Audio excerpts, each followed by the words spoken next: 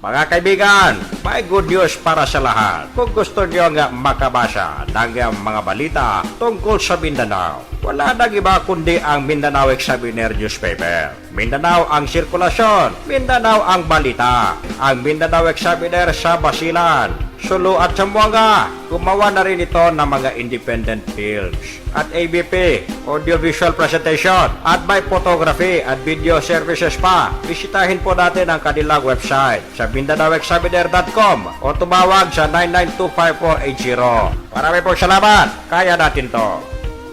Alright mga kaibigan, ako po, napakaganda ng ating panahon. Gising! Yuhu! Gising na ba mga palangga ko? Welcome sa ating programa. Ang Radyo Mindanao. Dito lamang sa Radio Philippines Network 1008 sa inyong AM band. Radyo Ronda on a hot Monday afternoon. Magandang hapon sa lahat ng ating mga tagapakinig. Ito po ang inyong abang lingkod, Pafaal. Nagsasabing uli, isang napakagandang araw ngayon. Holiday. Binabati natin yung ating mga kapatid na Muslim sa buong bansa na nagdiriwang ngayon ng Eid al-Adha, the Feast of Sacrifice.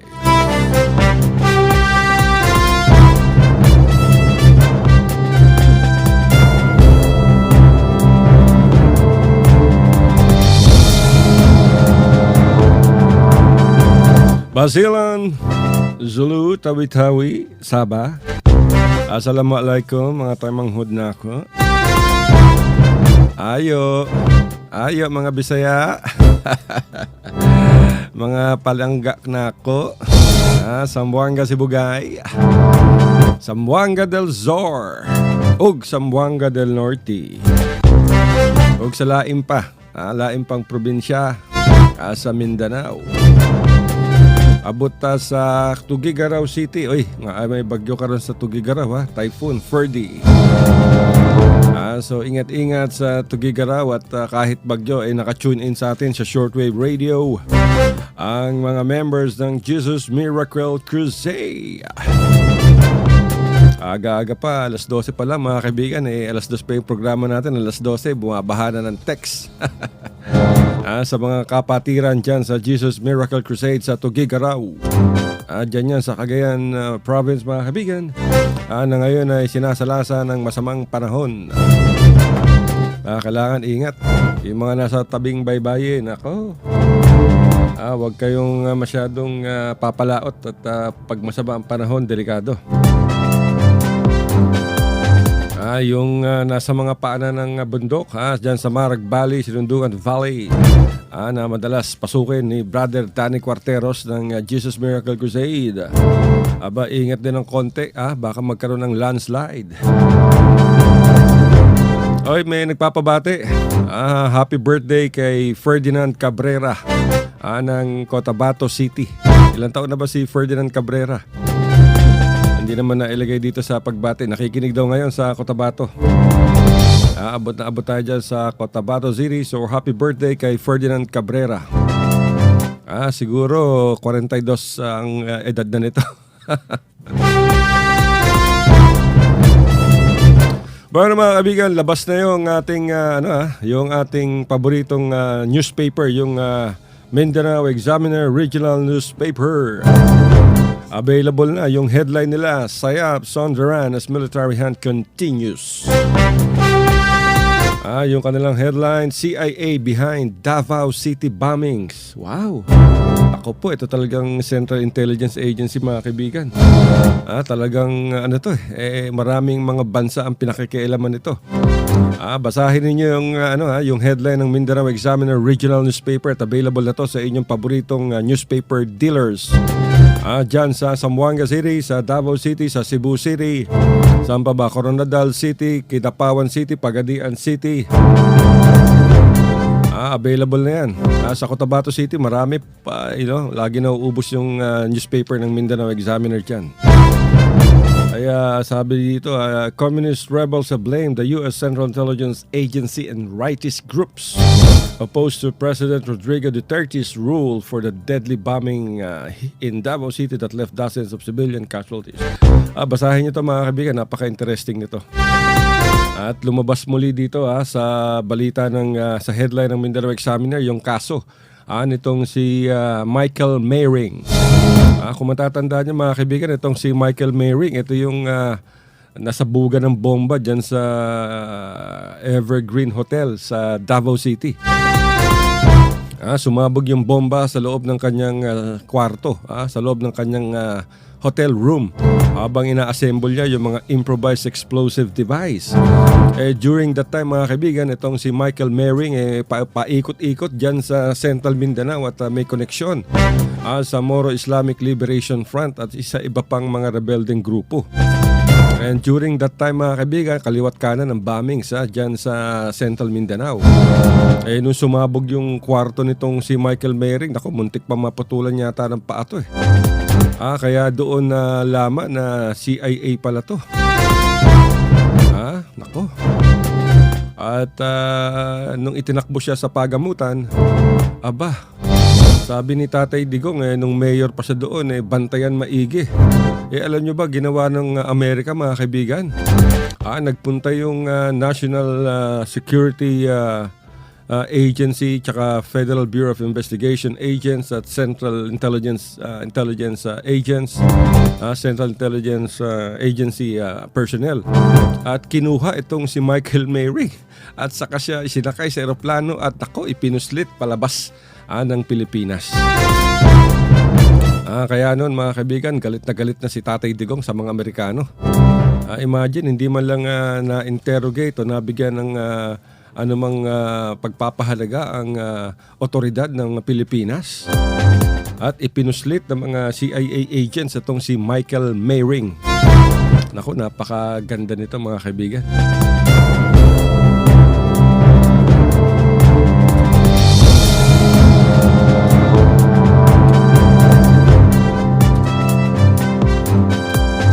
Kaya basahin ninyo available na itong Mindanao Examiner Regional Newspaper. At sa iba pang front page story, ito si Kuya Bato de la Rosa. Si PNP Director General Ronald de la Rosa, sinabihan ng lahat ng mga pulis, respect civil rights.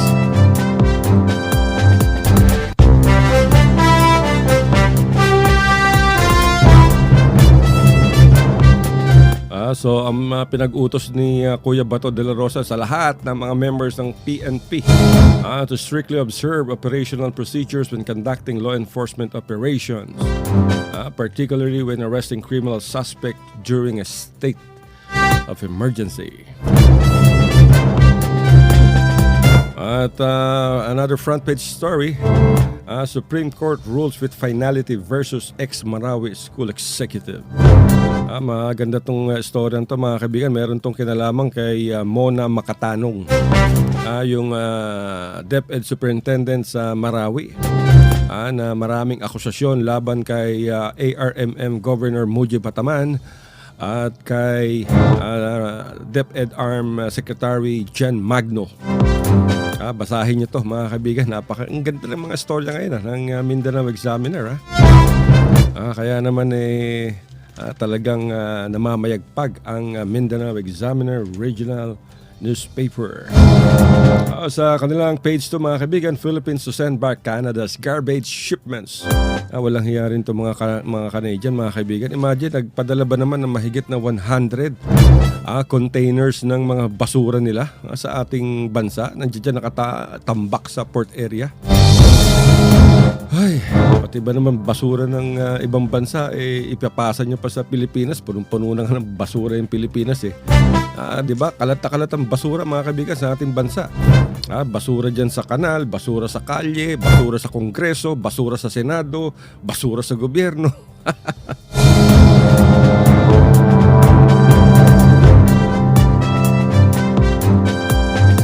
Tapos ito pa.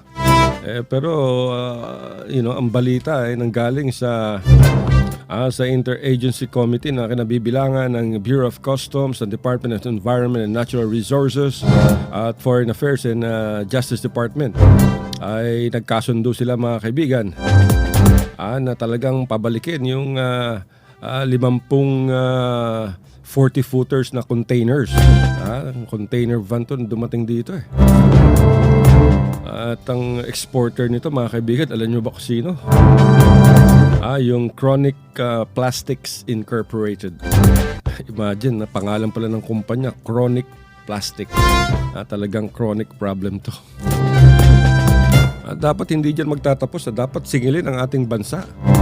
Yung importer nito. At sa page 3 ng Mindanao Examiner ba, ang daming litrato. Sulu pictures in the news. Good afternoon pala kay Governor Toto Tan. Ng napakasipag na gobernador ng Sulu Province. Batang-bata mga kaibigan, kaya napaka-workaholic. Punong-puno ng energy. At busy-busy ngayon si Governor Toto Tan despite yung Idul Adha. Abalang-abala ang batang gobernador mga kaibigan sa pamimigay ng mga tulong sa mga IDP, so yung mga refugees na apektado ng opensiba ng militar sa kabundukan ng Sulu. At last week lamang, nagpunta pala sa Sulu Province itong si Armed Vice Governor Harun Lucman at kasama niya si Ramil Masukat ng Humanitarian Emergency Action and Response Team ng ARMM at nakipagpulong kay Governor Toto Tan pang magkaroon ng convergence at kooperasyon sa pagtulong dito sa mga war refugees. Mabuti naman at naalala ng ARM itong mga refugees na ating mga tausug. Dahil lubhang apektado mga kaibigan, kawawa naman. Ilang libong pamilya itong apektado ng operasyon ng militar dyan sa Sulu. Kaya nga si ARMM Governor Mujib Hataman ay nanawagan sa militar at sa Abu Sayyaf na wag nang idamay ang mga sibilyan at bigyan ng puwang upang ma-celebrate naman nila yung Feast of Sacrifice o yung Idul Adha. Dito sa mga litrato makikita parang magbarkada tong si Governor Toto Tan at saka si ARMM Vice Governor Harun Lucman Jr. Talagang maganda yung samahan. Maganda yung kanilang relationship mga kaibigan. Ganyan dapat. Siguro si Vice Governor Lucman dapat hindi lamang sa Sulu magpunta. Puntahan din niya yung Tawi-Tawi, puntahan din niya yung Basilan, Maguindanao at Lanao upang malaman niya ang sitwasyon hindi lamang kung tuwing may giyera, kundi sa lahat na rin ng aspeto mga kaibigan kung anong kailangan ba ng mga Muslim communities, yung mga Muslim towns and provinces, being the Vice Governor ng ARMM. So he can report to Armed Governor Mujib Hataman kung ano talaga ang kailangan. Siyempre, unang-una dyan yung infrastructure projects. And then second, yung health, education, livelihood. So I hope na na-address to ng ARMM. At sa bahagi naman itong si Governor Toto Tan na even before na dumating si Vice Governor Lucman sa Sulu ay first day pa lang ng operation, nagpahanda na kagad. Itong si Governor Toto Tan ng mga relief package para ibigay sa mga tao na kung sakasakaling magkaroon ng evacuation ay ready na lahat. So hindi yung ora-orada. So ganyan ang maganda. Sana ginagaya din ng Zamboanga City yung ginagawa ni Governor Toto Tan. Alam niyo sa Zamboanga City kapag nagkaroon ng kalamidad saka palang a-action yung mga gobyerno, mga opisyal. Saka palang mag-i-impake ng mga kinakailangan. Saka palang maglalagay sa mga plastic ng mga bigas, kape at kung ano-ano pa. Sa Sulu mga kaibigan, naka-ready na kagad sa bodega nila, sa warehouse ng provincial government.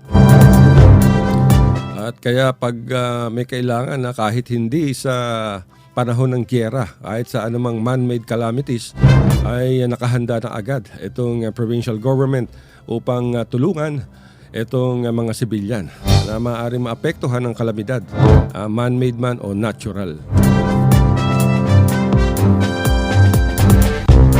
Anyway, sa iba pang storya ng Mindanao Examiner Regional Newspaper, ang kanilang headline sa loob, DTI, OWA, Impact to Help OFWs. Ano naman itong inaprubahan ng Department of Trade at saka ng OWA. Itong OWA, mga kaibigan, ito yung Overseas Workers Welfare Administration. Upang tulungan yung mga repatriated OFWs na makapag-adjust sa kanilang pagbabalik sa bansa sa pamamagitan ng pagbibigay ng mga seminars and workshop and training sa livelihood. Alam niyo mga kaibigan, mula nang umupo itong si Tatay Digong, maraming napabalik ng mga OFWs mula sa Saudi Arabia. Itong mga distress OFWs, yung mga nawalan ng trabaho, yung mga naglaya sa kanilang mga amo, yung mga pinagsamantalahan, pinagmalabisan itong mga Arabo. Bago sila makabalik dito, mahigit 100, di ba? Almost 200 yata o 300 na. Bukod pa dyan yung daan-daan na tinulungan ni Labor Secretary Bello. Kaya makikita ninyo mga kaibigan, sa kakaunting panahon ng pag-upo ni Tatay Digong Duterte, marami nang na-accomplish. Marami na tayong natulungan ng mga OFWs at patuloy ang pamahalaan sa pagtulong sa kanila. Hindi lamang sa Saudi Arabia kundi maging sa buong mundo na kung saan ay napakaraming mga Pilipino. Siguro sa Malaysia, tututukan din yan ng ating pamahalaan dahil marami pa rin mga Pilipino ang nakakulong dyan sa mga bilangguan ng Sabah.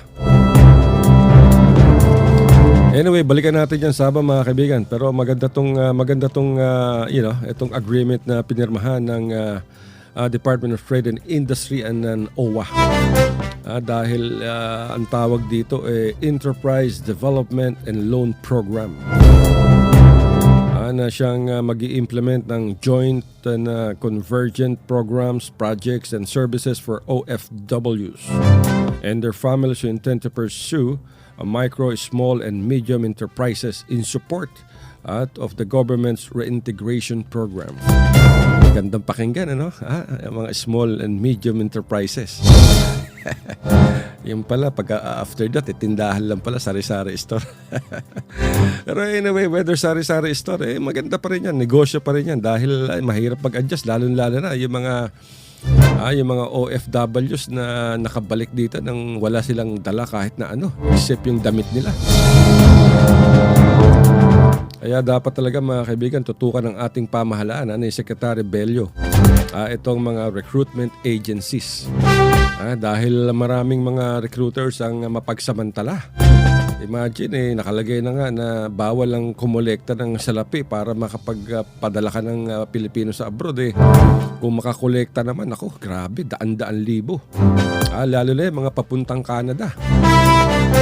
Ang style dito ng mga iba, kunyari, enroll ka pa sa mga IELTS o kaya sa language proficiency training. Para mahusay na magsalita ng wikang English. Tapos sisingilin ka ng mga 300,000 and then sasabihin sa'yo, okay, maghintay ka, tatawagan ka namin. Gano'n po katagal? Ang processing nito talaga matagal, siguro mga 2 taon o 1 taon. Imagine yung 300,000 mo nandoon sa kanila sa loob ng 1 taon, 2 taon ka maghihintay bago ka makapunta sa Canada. So ang tendency niyan, kung magkaroon ng mga 50 aplikante yan at magbibigay sila ng bawat isa, sabihin na lang natin 200,000, di napakalaking halaga niyan. Para na ring scam yan mga kaibigan. Di ba? Tapos paano kung within that period of time sa 2 taon biglang magsara yung yung kumukuha sa inyo para maipadala sa Canada. Paano na yung salapin ninyo? Wala na. Kaya mga kaibigan, kung meron kayong 200,000, gagamitin nyo lang na pan-down payment o sa whatever para makapunta lamang sa Canada at makapagtrabaho, inegosyo nyo na lang yung 200,000 dito sa Pilipinas. Magtayo kayo ng mini mart o kaya mini supermarket. O kaya magtayo kayo ng karinderya. Yung 200,000, malaking halaga na yan upang startup capital. Ako nga dati, nung naglagay ako ng, ano ba yung nilagay ko? Batsuyan, magkano lang ang kapital ko? Naglagay ako ng batchoy, siguro mga 30,000. Kaya lang, nalugi yung batchoy ko dahil yung kinikita ng restaurant, mga kaibigan, ginastos ko. Ginastos ko para maipagamot ang aking nanay na mayroong end-stage renal disease. Ika nga kidney failure. Imagine, yung pagpapagamot ko, bawat linggo gumagastos ako ng mga 5,000 para mapa-dialysis. Twice a week in dialysis na ko po. Tapos may mga gamot pa. Kaya, sayang at hindi lumago yung aking batsuyan. Dahil naubos yung kapital, naubos yung kinita sa pagpapagamot sa aking magulang. At walang ibang tumulong. Ganyan talaga. Pag working class tayo. Kaya mahalin ninyo mga magulang ninyo, mga kaibigan. At ako, yung mga tayo naman, iwasan natin ang maaalat. Yung maaalat nakakasira ng ating katawan. At saka yung matatamis, nako po. Pag kidney failure, mahirap yan dahil yung dialysis magkabubutasan yung braso mo o yung tiyan mo upang doon idaan yung tubo at makuha yung dugo mo, dadaan sa makina para maging malinis. Tapos ibabalik uli sa katawan mo. Pag meron kang kidney disease, marami ng bawal sa'yo. Bawal ang maalat, bawal ang mamantika, bawal ang magpagod, bawal ang magalit. Nako, lahat yan dahil sa diabetes o mataas na sugar level sa ating dugo. At pangalawa, yung hypertension. Nako po. Kaya dapat maging mga kaibigan, mag-ehersisyo. Ako sa edad kong 67, 67 years old, ako'y talagang naglalakad araw-araw. 3 kilometers ang nilalakad ko. Mula dito dyan, mula sa San Jose, dyan sa Wimsu, hanggang dyan sa Baliwasan. Pabalik-balik ako. Lakad ko yan every morning, every afternoon. Minsan naman mula sa bayan hanggang sa Baliwasan Seaside. Nilalakad ko yan. Papasok dyan sa dito. Papasok sa ating Radyo Mindanao. Kaya salamat sa Radyo Mindanao at nabigyan ako ng trabaho at meron akong 2,000 isang buwan. Pero Davao, ang Davao City, mga kaibigan, nag-alok ng additional 1 million upang bilang pabuya sa ulo ng bomber. Unang inalok kasi ng Inday Sara Duterte, mga kaibigan, yung mayor ng Davao, 2 million. After a week, dinagdagan niya ng 1 million, so 3 million na ngayon. Hindi natin alam bakit walang statement tong si Inday Sara, si Tatay Digong, si Kuya Bato de la Rosa sa pahayag ng Communist Party of the Philippines na CIA ang nasa likod nito dahil nakikipag-alyansa sila sa mga rightist group dito sa ating bansa. Sinabing rightist group, mga kaibigan, ito yung posibleng ultra-rightist. Yung ayaw sa kaliwa, ayaw sa centrist o ayaw sa gitna. Talagang puro sila ang tama. Karamihan nito yung mga militar. Anyway, ang next headline pa nila, most Android phones can be hacked with a simple MMS message or multimedia file. Naku mga kaibigan, mag-ingat kayo. Pag nakatanggap kayo ng MMS sa inyong cellphone at hindi nyo kilala kung sino nagpadala, naku, huwag nyong ida-download. Huwag ninyong bubuksan dahil once na di-download nyo yan, naku, infected na yung cellphone ninyo. Maaari nang ma-hack ng mga masasamang loob yung cellphone ninyo, pati yung mga nasa contacts ninyo, maaari na nilang ma-access yan at magpadala sila ng message. Kunyari, sample, yung cellphone ni Philip Aboy, yung manager namin dito, nakatanggap ng MMS. Tapos hindi niya kilala, binuksan niya. Naku, nung pag-download niya, automatic infected na kagad yung cellphone niya. So ang gagawin ng virus, pupuntahan, magkakaroon na ng access yung hackers remotely via computer. Makikita na nung hacker yung mga nasa contacts nitong aming manager. Kung nakita niya rin yung pangalan ni Nino Carandang, As magte-text siya ngayon kay Nino Caronas, sasabihin niya, Nino, I need 5,000 pesos ASAP. Si Nino naman, akala galing sa manager niya, nangutang ng 5,000 para maipadala kagad. Nung tumawag siya, manager, nakakuha mo ba yung hinihiram mo? Sagot ni manager, hinihiram ko, lahat ako hinihiram siya. Nag-text sa akin. Hindi ako nagte-text. Yung pala, na-hack na. Lalo na kung meron kayong mga sensitive information sa inyong mga cellphone tulad ng mga addresses, mga emails, addresses, o kaya mga credit card numbers, mga bank account numbers. Nako, delikado yan.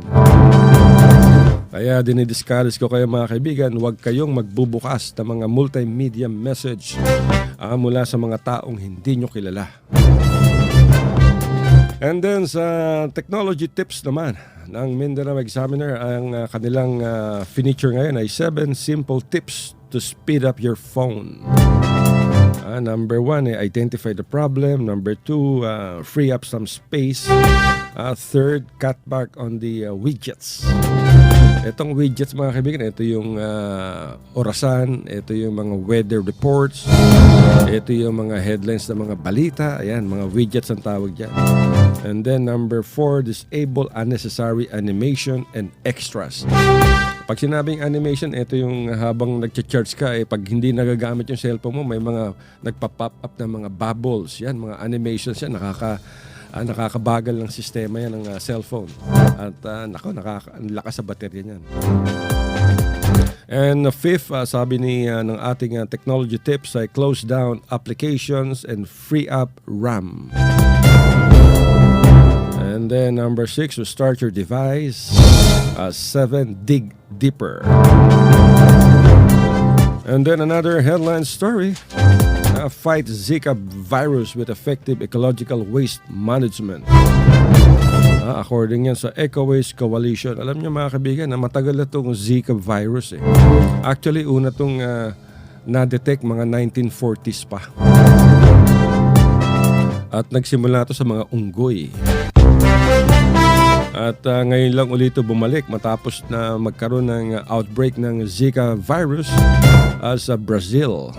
And then kumalat sa Singapore. Meron ng kaso sa Malaysia, sa Pilipinas meron na rin kaso. Dito sa Zamboanga actually meron ako nakitang bata. Yung isang ina mga kaibigan, akay-akay niya yung kanyang anak. Yung kanyang anak merong microcephaly. Halatang halata kasi yung ulong maliit. Kahit matanda na yung edad niya, tapos yung mukha niya iba. Kaya alam kong, yung batang niya may microcephaly at maaaring yung ina ay nagkaroon ng Zika virus. Diyan ko nakita yan sa Yubenco, Tetuan. Nagkasalubong kami. Hindi ko nga lang nakuha ng litrato yung bata dahil nagmamadali yung ina. Pero yung bata talaga, talagang meron siyang microcephaly. Ito yung resulta na dulot ng virus kung sakaling buntis ang isang babae at nakagat siya ng Aedes aegypti na lamok at itong Aedes aegypti ay may taglay na virus so malilipat sa katawan ng buntis ang virus at ito ipapasok sa dugo at ang unang maapektuhan dito ay ang bata o yung kanyang sinapupunan. Ito ay karamihan walang simptomas, hindi malaman nung babae o ng buntis na siya ay meron ng virus not until sa makalabas yung sanggol. At pag nanganak na siya, doon niya makikita, bakit iba yung hugis ng ulo ng aking anak? Yung pala may microcephaly na. Dito pa lang magkakaroon na may establish following after mga medical and laboratory examinations na it's all because of Zika virus. So ingat tayo mga kaibigan. At doon naman sa mga gumagamit ng mga off lotion, yung para sa labok, wag natin ibigay sa mga bata tapos sila lang ang mag-a-apply. Kasi may mga magulang na bumili ka ng off lotion dyan sa grocery o sa supermarket as dali mo sa eskwela. Delikado yung mga kaibigan dahil kung paglaruan ng bata yun, biglang ilagay sa bibig, ilagay sa bunganga, ilagay sa kung saan, sa kamay, tas ilagay sa bibig niya, bunganga, nako. Di baka malason yung bata. Kaya nga ang advice ni Dr. Eric Tayag ng Department of Health ay huwag ibibigay sa mga bata itong mga ganitong klaseng lotion na pangontra sa lamok. Kundi tayo mismo ang mag-apply sa katawan ng bata after na maligo upang maprotektahan siya, mga kaibigan, sa kagat ng lamok. At sa mga nagbubuntis naman, siguro gumamit tayo ng long sleeve at mahabang pantalon upang maprotektahan yung ating environment, yung ating katawan. At siyempre, ang kauna-unahan dyan ay panatiliing malinis ang ating kapaligiran. Lalo-lalo na may mga stagnant water. Nako po, yung mga stagnant water dyan, nagbibreed yung mga lamok. Diba? So kailangan mawasak yan, tanggalin natin, sirain natin yung mga posibleng stagnant water. Saan natin matatagpuan ang stagnant water? Kung meron tayong mga kanal, tignan natin kung may mga kiti-kiti, kailangan mamatay mo kayan. Lagyan nyo na siguro ng gas o petroleum yung kanal o kaya talagang panatili malinis lamang. Pangalawa, yung mga gulong, gulong ng mga sasakyan, motorsiklo, na may mga tubig. At pangalawa at pangatlo, yung mga lata-lata, yung mga lalagyan ng mga lata, biskwit o whatever na posible, mga plastic, posible may tubig, tanggalin nyo yung tubig. Diba?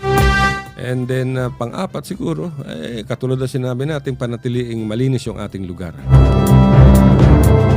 At sa gobyerno naman, sa Department of Health at sa City Health Office, wag na nating antayin yung kung kailan may breakout, saka pa tayo aaksyon.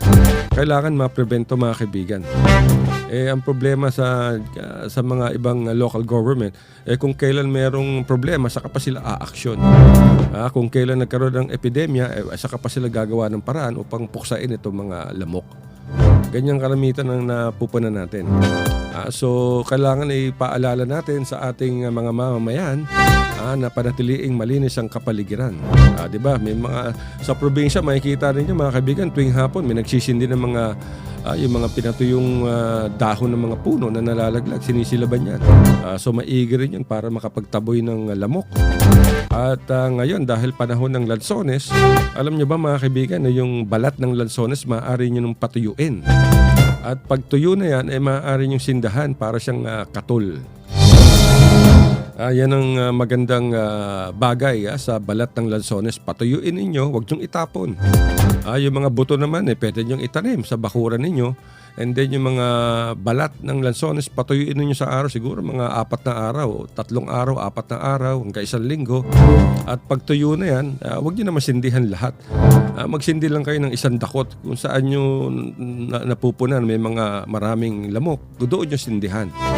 At matagal yan bago mamatay yung kanyang baga. At yung usok ay talagang, allergic na allergic yan ang lamok. Diba? So yan ang maganda sa balat ng lansones. Kapag pinatuyo ninyo, ay magagamit nyo sa parang katol.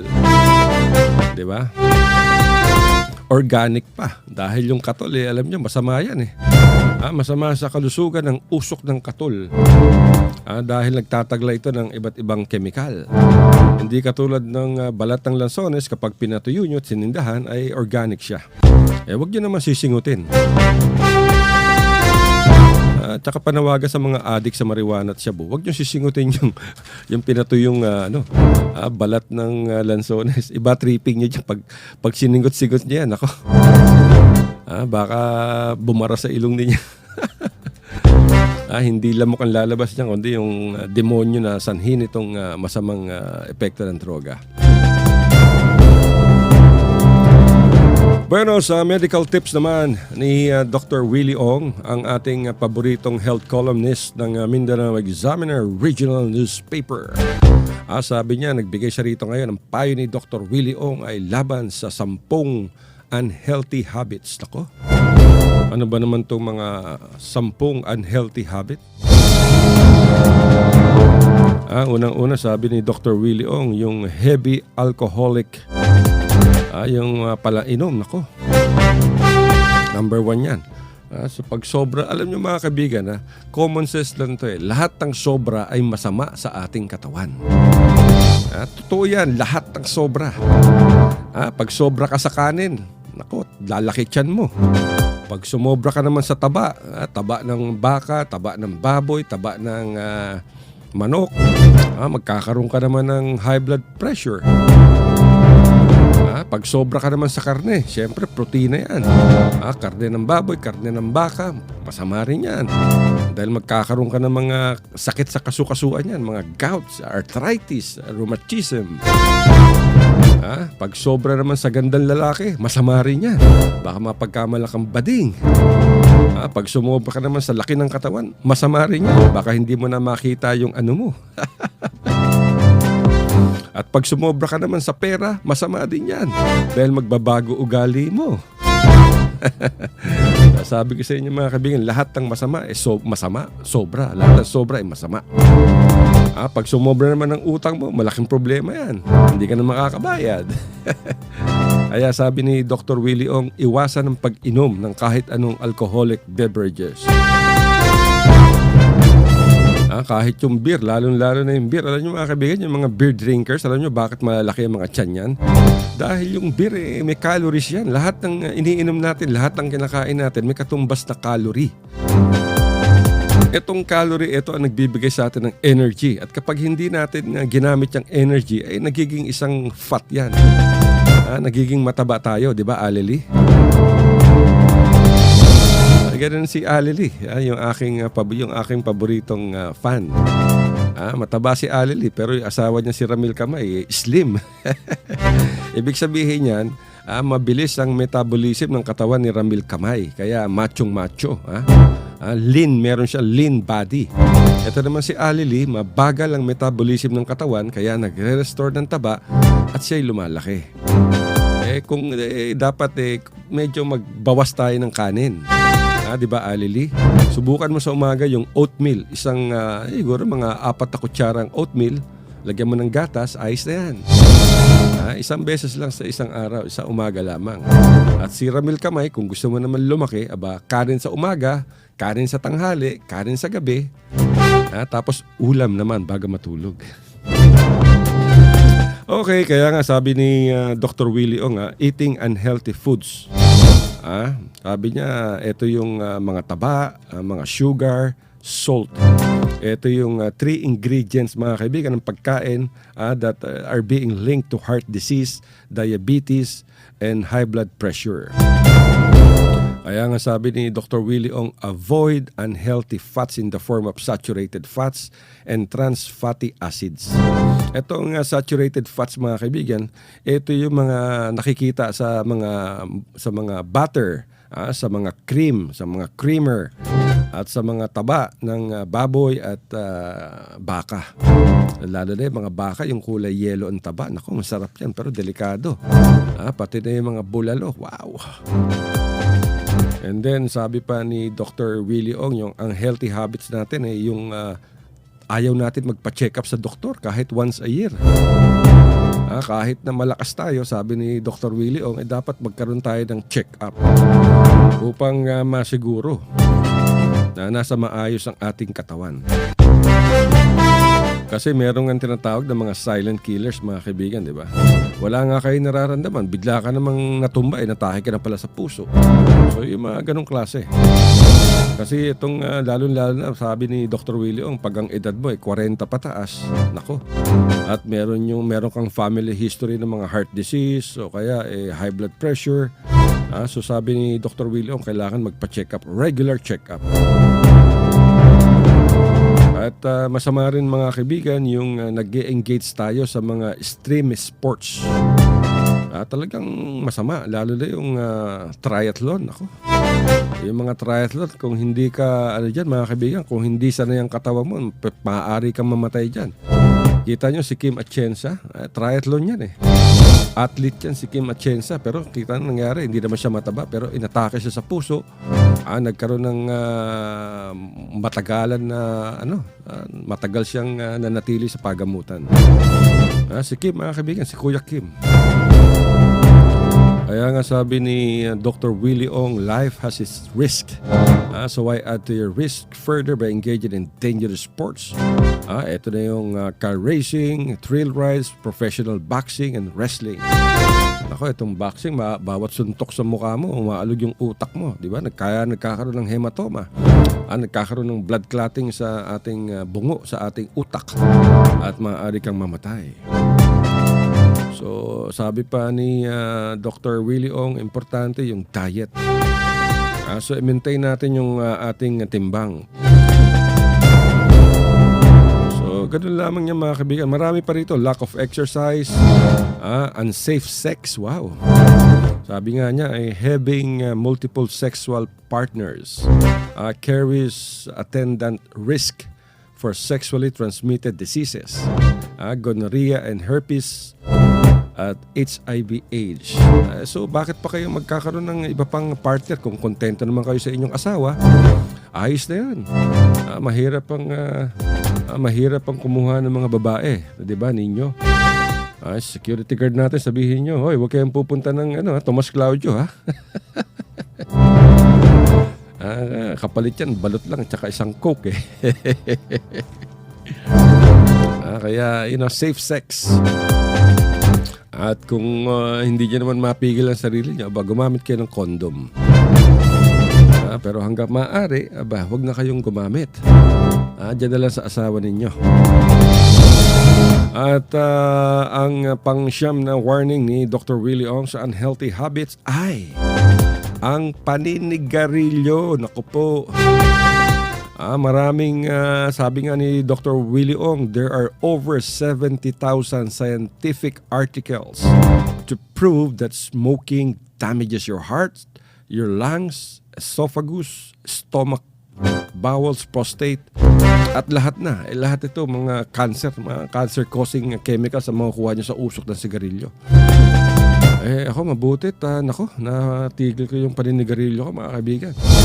Nagsimula akong manigarilyo, high school dahil yung mga barkada ko, mga salbahe rin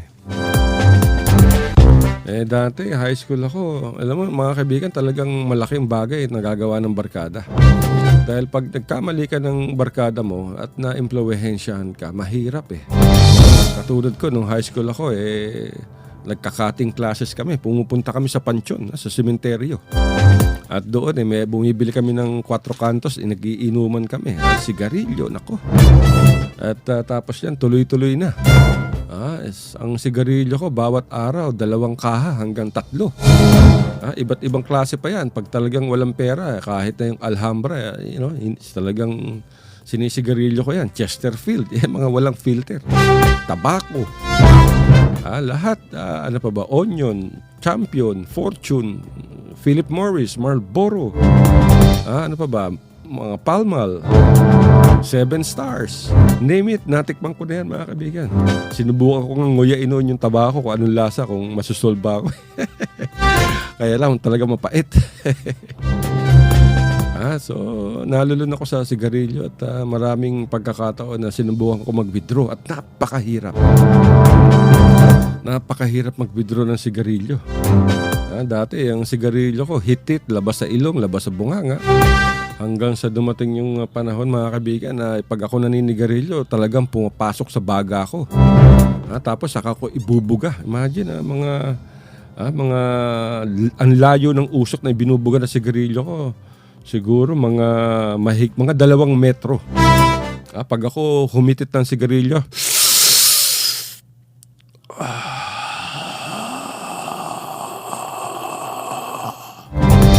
2 metro, mga kaibigan, yung usok ang makikita nyo. Minsan nagko-contest pa kami, pahabaan ng usok. Mabutit, ang ginawa kong withdrawal yung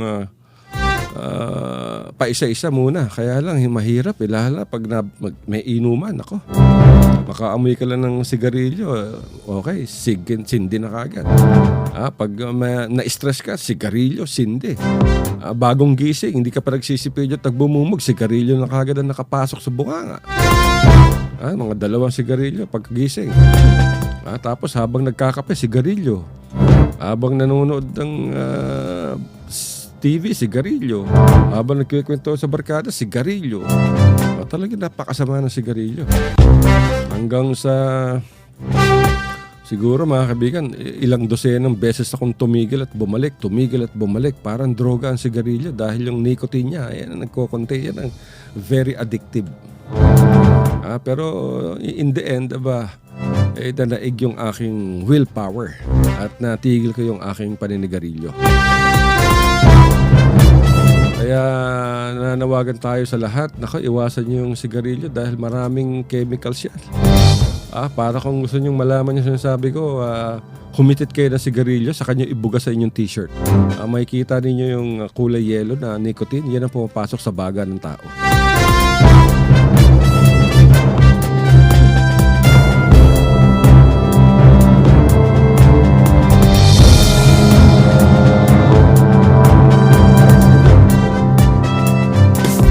Kaya nga mga kaibigan, talaga napaka-delikado. Diba? Iwasan natin yung sigarilyo at walang may bibigay na mabuti sa atin. Sa lahat ng mahilig manigarilyo, itigil nyo na yan. Wala talagang, ang ibibigay sa inyo dyan lason sa katawan, sakit. Kaya napakahalaga dyan mga kaibigan. Bawasan natin yung itong paninigarilyo at kung gusto ninyong mabuhay pa na mahaba at ma-enjoy niyo yung inyong buhay, huwag tayo manigarilyo. Pero commercial break pa tayo mga kaibigan, alas 2:50 na, 10 minutes na lang. Mga kaibigan, may good news para sa lahat. Kung gusto nyo nga makabasa ng mga balita tungkol sa Mindanao, wala nang iba kundi ang Mindanao Examiner newspaper. Mindanao ang sirkulasyon, Mindanao ang balita. Ang Mindanao Examiner sa Basilan, Sulu at Zamboanga. Gumawa na rin ito ng mga independent films at ABP, audiovisual presentation at may photography at video services pa. Bisitahin po natin ang kanilang website sa MindanaoExaminer.com o tumawag sa 9925480. Marami pong salamat. Kaya natin to. Thank you, Mr. President. Thank you very much. Bago tayo magtapos, basahin ba natin yung Cebu Examiner, ha? Bahagi ng Mindanao Examiner Regional Newspaper.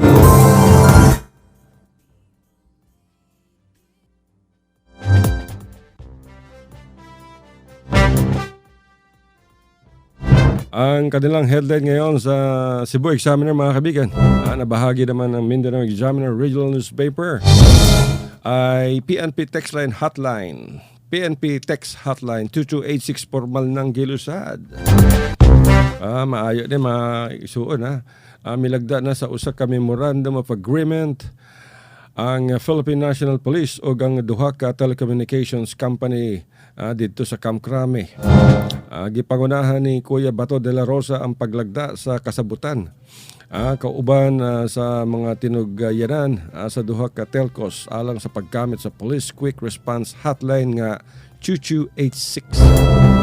Duga ni ini gipaigayon usab ang unveiling sa marker nga literal nga may bato ug sungdang nga nagpakita sa pagtaga sa usa ka sungdang sa dakong bato.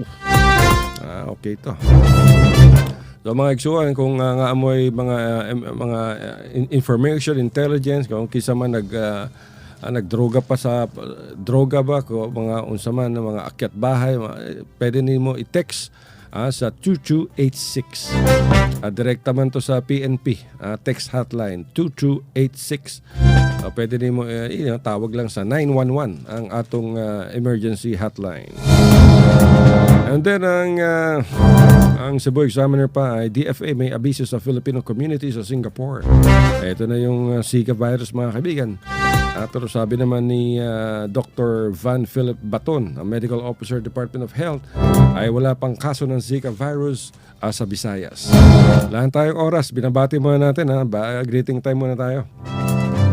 At siyempre sa Blue Jazz Resort, mga kaibigan, sa Samal Island. Kung gusto niyo magbakasyon at dalhin yung pamilya at mag-relax muna, o kaya celebrations ng wedding, birthdays, anniversaries, business seminars, workshops, maaari kayo magpunta sa Blue Jazz Beach Resort and Water Park sa Samal Island. Napakaganda dyan, mga kaibigan, at napakamura, napakalaking lugar niyan. Meron sila mga swimming pools, mga water slides. Talaga mag-i-enjoy kayo dyan. At punong-puno ng mga puno itong Blue Jazz Resort. Maaari kayong tumawag sa Samal Island, katabi lamang ng Davao City yan. Sasakay lang yan ang aeroplano. O kaya pwede kayong bumiyahe.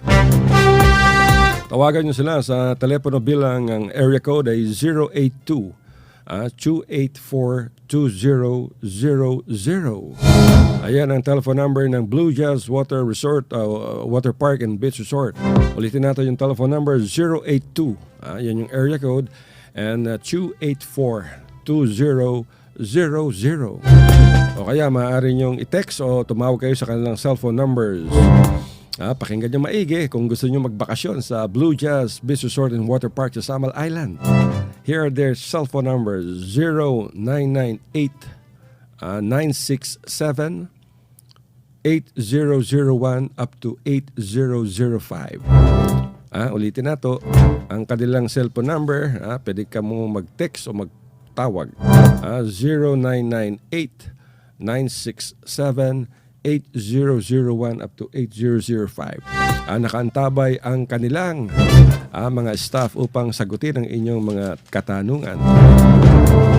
Yung Mindanao Examiner, mga kaibigan, is in need of one news writer with experience in newspapering and broadcast media and has a good command of the English language and Visayan dialect. Applicant must be female and not more than 25 years old and a graduate of mass communication or AV English or its equivalent. Preferably a resident of Zamboanga City, hardworking, and can work under extreme pressure and less supervision, and is willing to travel in any parts of Mindanao. You can email your via data and photo or resume at mindanaoexaminer@gmail.com. Nangangailangan, trabaho to nangangailangan ng experienced news writer. Ang Mindanao Examiner Regional Newspaper, kailangan meron kayong experience sa pagsusulat sa pahayagan o sa newspaper, magazine. At kung meron kayong experience sa broadcast media, katulad itong radyo, television, ay maaari kayong mag-apply.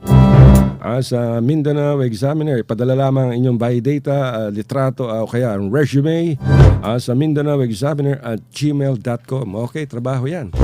At binabati natin muna yung ating mga fans dyan sa Baliwasan.